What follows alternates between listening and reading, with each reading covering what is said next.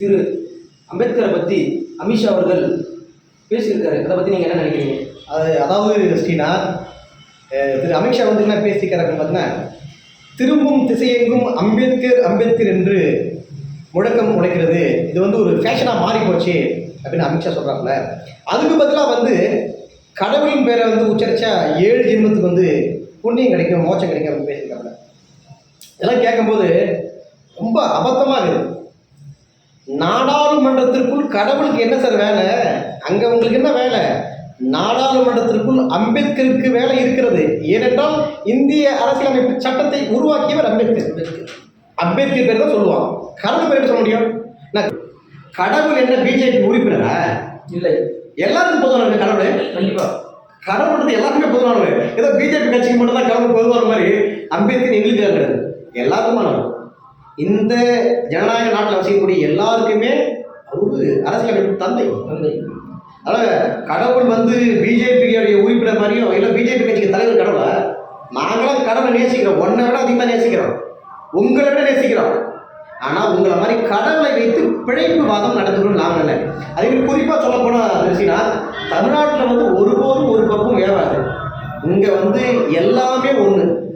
இஸ்லாமியர் ஒன்றா இருப்பான், கிறிஸ்தவன் ஒன்றா இருப்பான், இந்து ஒன்றா இருப்பான். ஏன்னா இங்கே ஃபுல்லாக அறிவாத சமூகங்கள் வாழக்கூடிய நாடு தமிழ்நாடு.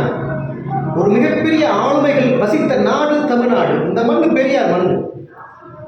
பெரியார் வந்து கடவுளின் பெயரால் இருக்கக்கூடிய மூட நம்பிக்கையை தான் இருந்தாருடைய, நேரடியாக கடவுளை மட்டுமே அவர் எதிர்க்கல. அதுக்கு பின்னாடி இருக்கக்கூடிய சூழ்ச்சிகளை தான் இருந்தாங்க. ஆனால் இவங்க அதை திருச்சி மாற்றிட்டாங்க. அதுபோல் அதாவது ஒரு மதத்தை பற்றி பேசிடலாம். மதத்தை பற்றி பேசினாங்கன்னா ஒரு இன்னொரு முக்கியமான கருத்து சீனா, உலகம் ஃபுல்லாக இருக்கிற கடவுள், உலக அளவில் மூத்த கடவுள் யாரு?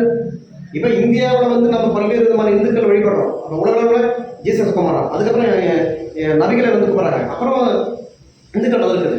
நம்ம அப்படி போக தேவையில்லை. இந்த சமூகத்திற்கு என்ன தேவை?